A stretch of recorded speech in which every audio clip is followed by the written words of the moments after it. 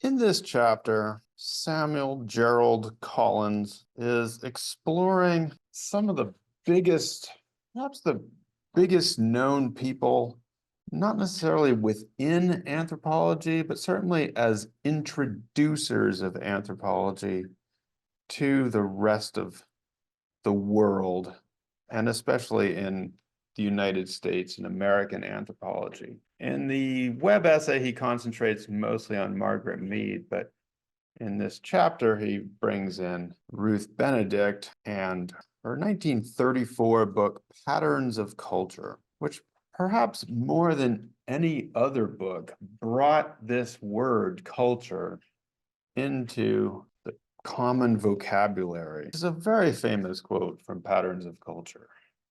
You have to ignore the man part. She had been writing in today's world, she would say, no one ever looks at the world with pristine eyes.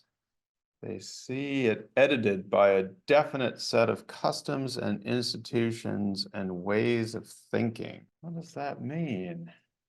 She's saying more here about when by pristine, she means that as we come into the world, we're shaped by our culture and our traditions, our customs. There's no such thing as a totally objective or unbiased view of the world. We all see the world through our own ideas and culture, which has been shaped by those before us and around us. And although she didn't really spell out or use this term, it became the basis for an idea which anthropologists and others call cultural relativism, that since we are all in some ways edited by our customs and institutions, that we have to look around the world and understand people through their own lens.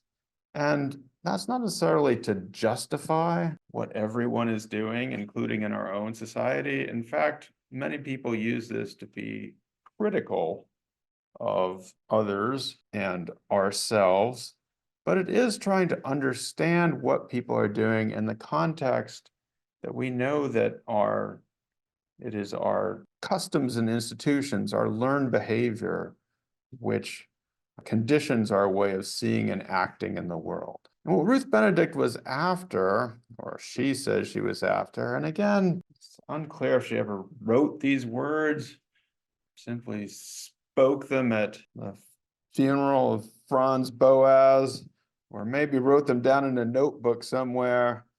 But it's a very famous quote, and you can see it developed in her work. The purpose of anthropology is to make the world safe for human differences. At a time when people were seriously trying to make the world unsafe for human differences or trying to clamp down on the idea of difference. And so Benedict and others saw the idea of culture and the idea of cultural relativism as a way of opening up possibilities and of trying to make the world safe. And that's the title of this chapter. Make the world safe, as Collins puts it, for future difference, for those kinds of possibilities. Now, along with Benedict, who was famous but did not become as famous in overall as Margaret Mead, who is probably still the most famous and best-selling anthropologist of all time. Her Coming of Age in Samoa was published in 1928. It's a huge bestseller. If we were teaching this class back in the day, I wouldn't have to assign the book because you might just be reading it on your own. You might just be devouring it. Because what did people want to know about the world at the time? What was Margaret Mead helping people out with? Growing up, trying to figure out how to navigate the world. Margaret Mead was saying that adolescents, we're all going through the same thing. We all look at the world, but none of us are looking at it the same with pristine eyes. We're always looking at it through the lens of how we are shaped by our surroundings and different cultures. Adolescence may be biologically universal, but the experience of adolescence is remarkably different across cultures. And what she found there among the Samoans, less stress, less rules. And what Mead was saying is the idea that adolescents are always needing to rebel or are in is actually a consequence of the things that we do to them. I think Mead would agree with you in the sense that she would say, yes, we should try to reduce the stress of coming of age, reduce the stress of adolescence, and reduce the stress of life in general. But could we do it by being more like the Samoans? No, we can't just adopt. We can't simply just take in the Samoan way of life and like say, okay, we're just going to do it here. In part because so Mead basically rejects this out of hand or not out of hand. She considers it and she says it won't work because we have our whole society to consider. You can't just take a piece from somebody else's world and bring it into here.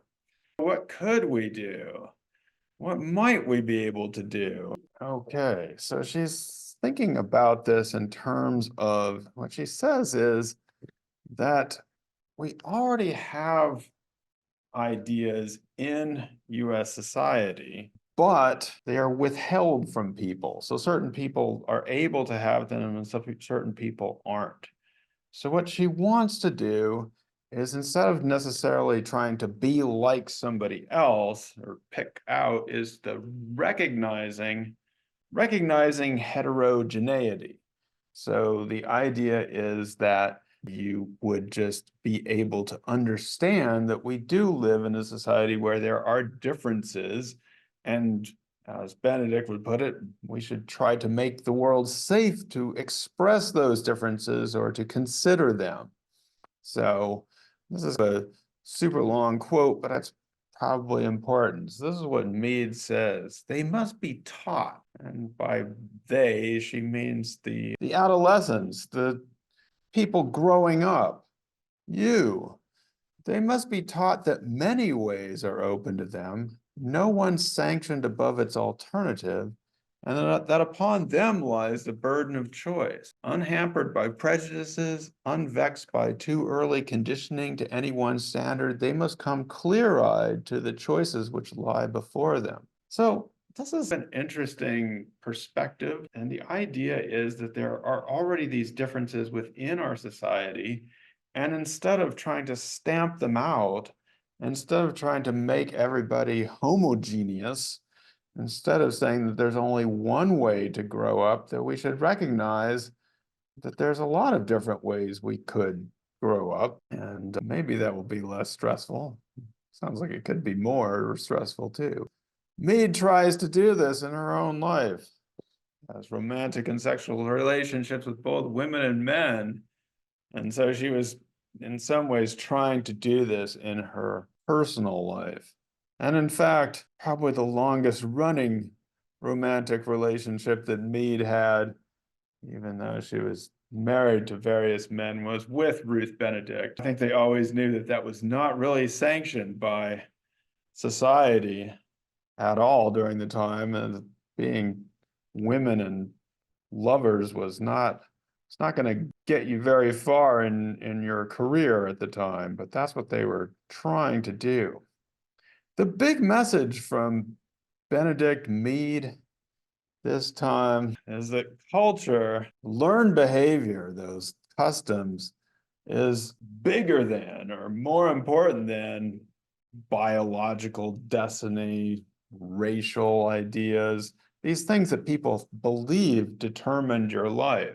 So whether it's the biology of adolescence or the biology of your physical characteristics, what people think of as race, that your customs, what you were taught and what you learned was more important in your life than race. The thing is, though, that for many people, instead of reorienting our ideas about race, basically culture just became a different way to say race. So instead, it was swapping the words around and coming up with more polite ways to describe people. So, as Collins puts it, you have this idea that race as culture places race alongside other ethnic markers. So it just becomes a different thing, suggesting that race and racism would disappear and that white people wouldn't be angry against immigrants anymore, too. So this was the idea that Benedict and Mead were promoting. The idea here was that if we could just educate people, right? If we could just tell them things and tell them that race isn't so important and that culture is, then people and these immigrants coming in, they have their own culture, which is valuable too, that people will start getting along. Yeah, wishful thinking, incredibly naive, right? Incredibly naive. Obviously didn't happen. It's not like today everybody's like, yay, immigrants.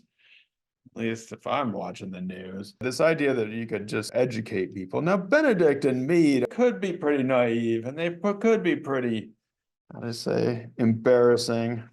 I'll use the word cringe when it came to talking about race. But in their heart of hearts, they knew that they couldn't just solve these problems through education or simply swapping words around, that they needed to have a transformation of social conditions, which would help, but they themselves, in some ways, were not able to do that. Now, Benedict has sadly passed away just as she was reaching her prime and taking over the anthropology department. Mead would go on for another 30 years or so. And so one of the reasons perhaps Mead became much more famous is because she simply lived and kept writing and thinking. And so by the time of the 1960s, she's writing about the future, not just writing about other societies and Samoa, and she's writing about space travel and science and global peace. It doesn't really describe what she was writing too much. Her specific ideas are probably not as important as the fact that she's trying to speculate on this and get us to think differently about something like the idea of progress. What does progress often mean to us? Bigger and better and more, right?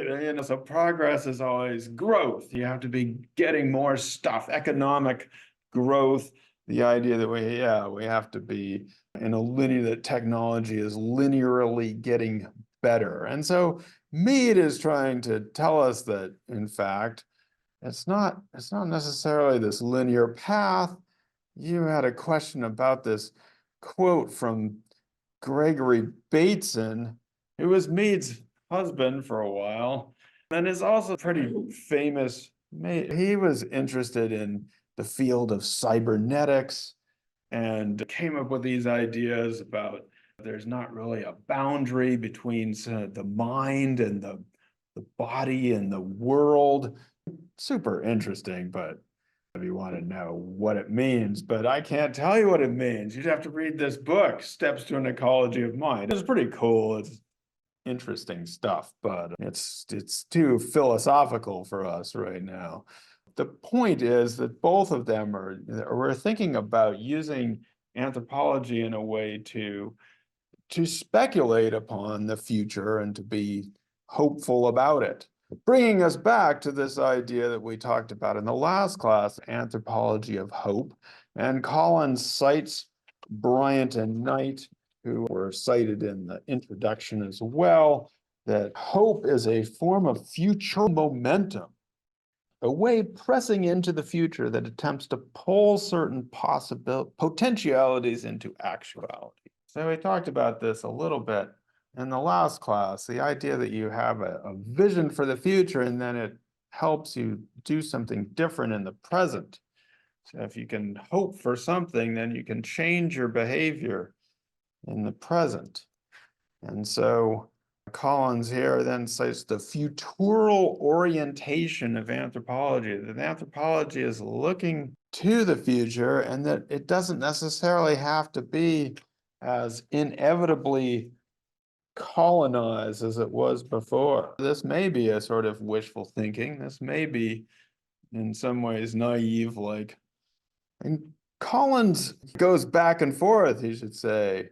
He also cites someone, Jobson, in an article that was published a couple of years ago that was basically saying the case for letting anthropology burn.